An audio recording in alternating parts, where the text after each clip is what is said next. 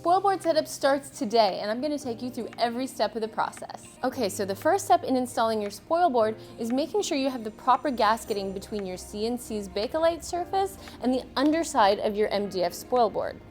You can see here that the channels cut in the bed of my CNC for the gasketing are square, but the gasketing material itself is round. Now this works great to create that seal that you need between your vacuum table and the underside of your Spoilboard, but there is an upgrade.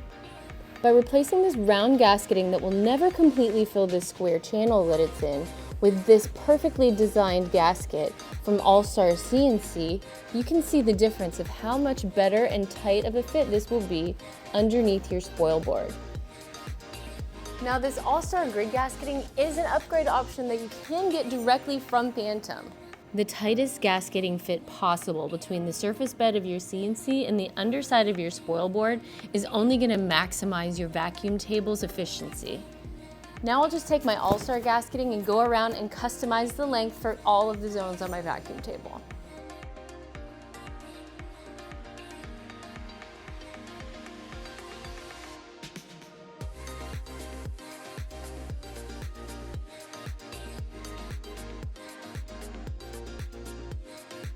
Okay, that's it. The grid gasket is down. Tomorrow we tackle the Spoilboard.